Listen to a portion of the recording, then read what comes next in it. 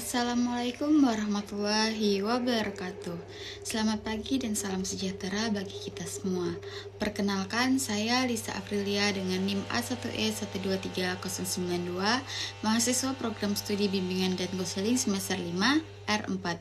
Pada kesempatan ini saya akan mempresentasikan hasil benchmarking dengan judul Benchmarking Bimbingan dan Konseling pada Panti Rehabilitasi Penyalahgunaan Nafsa. Benchmarking ini dilakukan untuk memperoleh gambaran nyata mengenai pelaksanaan layanan bimbingan dan konseling di lembaga rehabilitasi serta relevansinya dengan teori BK yang dipelajari di perkuliahan. Menurut Kementerian Sosial Republik Indonesia, penyalahgunaan nafsa tidak hanya menimbulkan ketergantungan secara fisik, tetapi juga menyebabkan gangguan psikologi, sosial, serta penurunan fungsi peran individu dalam kehidupannya sehari-hari.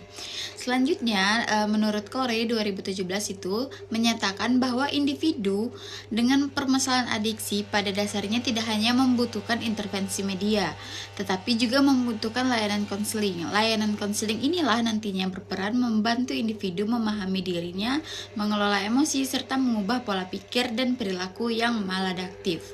Dengan demikian, dalam konteks rehabilitasi penyalahgunaan nafsa, layanan bimbingan dan konseling memiliki peran strategis dalam membantu klien keluar dari ketergantungan dan membangun kembali fungsi psikososialnya. Berdasarkan latar belakang tersebut, rumusan masalah dalam benchmarking ini meliputi 5 hal. Yang pertama yaitu bagaimana profil Panti Rehabilitasi Inabah Pondok Pesantren Suryayala sebagai lembaga rehabilitasi penyalahgunaan nafsa. Yang kedua adalah bagaimana proses layanan bimbingan dan konseling yang dilaksanakan di panti rehabilitasi tersebut. Yang ketiga, apa saja jenis kasus yang ditangani serta pendekatan konseling yang digunakan. Yang keempat, bagaimana kesesuaian antara praktik layanan BK di panti rehabilitasi Inabah dengan teori BK yang dipelajari di kelas. Yang terakhir ada yang kelima adalah apa saja kelebihan, keterbatasan, dan rekomendasi perbaikan layanan bimbingan dan konseling dari perspektif mahasiswa bimbingan dan konseling.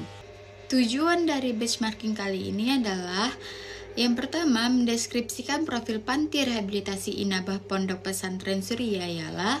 Yang kedua, mengetahui dan memahami proses layanan bimbingan dan konseling yang diterapkan dalam rehabilitasi penyalahgunaan nafsa. Yang ketiga, mengidentifikasi jenis kasus yang ditangani serta pendekatan konseling yang digunakan. Yang keempat adalah menganalisis kesesuaian antara praktik layanan BK dengan teori BK yang dipelajari di perkuliahan.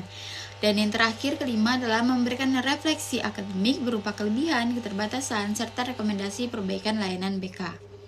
Lembaga yang menjadi objek benchmarking ini adalah Panti Rehabilitasi Inabah Pondok Pesantren Suryayala.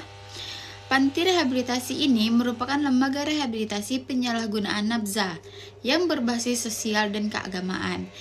Panti rehabilitasi Inabah berada di bawah naungan Yayasan Serba Bakti Pondok Pesantren Suryayala dan berlokasi di Kabupaten Tasikmalaya, Provinsi Jawa Barat.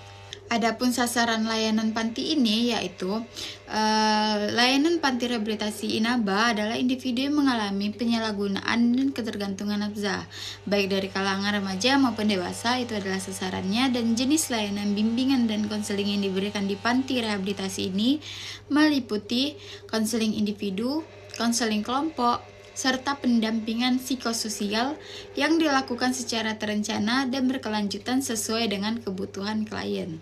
Proses layanan bimbingan dan konseling di panti rehabilitasi Inabah dilaksanakan melalui tahapan yang terstruktur tentunya dan berkelanjutan. Layanan dimulai dari penerimaan klien, kemudian dilakukan dengan asesmen awal untuk mengetahui kondisi psikologis, latar belakang penyalahgunaan nafsa, serta kebutuhan klien. Selanjutnya, konselor menyusun perencanaan layanan konseling yang disesuaikan dengan kondisi dan perkembangan klien. Pelaksanaan layanan mencakup konseling individu, konseling kelompok, serta pendampingan psikososial yang dilakukan secara intensif dalam jangka waktu tertentu. Jenis layanan yang diberikan meliputi layanan preventif, kuratif, dan pengembangan.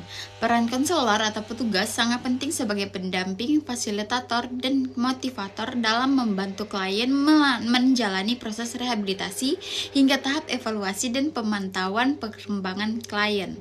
Lalu, jenis permasalahan utama yang ditangani di panti rehabilitasi Inabah adalah ketergantungan terhadap zat adiktif, baik narkotika, psikotropika, maupun zat adiktif lainnya. Pendekatan konseling yang digunakan dapat dikaitkan dengan pendekatan humanistik dan pendekatan perilaku kognitif yang diharapkan secara kontekstual sesuai dengan kebutuhan dan kondisi masing-masing klien. Dalam teori bimbingan dan konseling, layanan konseling menekankan proses bantuan yang sistematis, mulai dari asesmen, perencanaan, pelaksanaan, hingga evaluasi.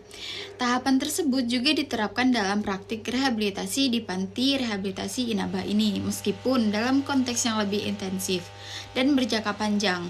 Kesesuaian praktik dan teori terlihat pada penggunaan pendekatan konseling yang berorientasi pada klien, sedangkan perbedaan utama terletak pada setting dan intensitas layanannya. Kelebihan layanan BK di panti rehabilitasi Inabah adalah pendekatan rehabilitasi yang menyeluruh, berkesinambungan, dan menekankan pendampingan psikososial. Lingkungan rehabilitasi yang terstruktur membantu klien fokus pada proses pemulihan dan perubahan perilaku. Adapun keterbatasan atau tantangan layanan yaitu meliputi perbedaan tingkat kesiapan klien dalam menjalani rehabilitasi serta tantangan dalam menjaga keberlanjutan pemulihan setelah klien kembali ke masyarakat. Dukungan keluarga dan lingkungan sosial menjadi faktor yang penting dalam memengaruhi keberhasilan rehabilitasi. Selanjutnya adalah rekomendasi perbaikan dari perspektif mahasiswa BK. Dari perspektif mahasiswa BK disarankan adanya penguatan program pendampingan pasca rehabilitasi serta meningkatkan kolaborasi dengan keluarga klien. Selain itu, pengembangan layanan konseling berbasis kebutuhan individu dapat semakin meningkatkan efektivitas rehabilitasi. Berdasarkan hasil benchmarking bimbingan dan konseling terhadap panti rehabilitasi Inabah Pondok Pesantren Suryalaya, dapat disimpulkan bahwa layanan rehabilitasi penyalahgunaan nafza yang diselenggarakan telah menerapkan prinsip-prinsip bimbingan dan konseling secara komprehensif. Layanan yang diberikan mencakup konseling individu, konseling kelompok, serta pendampingan psikososial yang bertujuan untuk membantu klien dalam proses pemulihan psikologis, perubahan perilaku, dan penyesuaian dirinya. Secara keseluruhan, benchmarking ini memberikan gambaran nyata mengenai praktik layanan bimbingan dan konseling pada konteks rehabilitasi sosial dan menjadi bekal penting bagi mahasiswa bimbingan dan konseling dalam memahami peran konselor di luar lingkungan pendidikan formal. Sekian hasil presentasi saya. Terima kasih pada teman-teman Bapak telah meluangkan waktunya. Saya akhiri. Wassalamualaikum warahmatullahi wabarakatuh.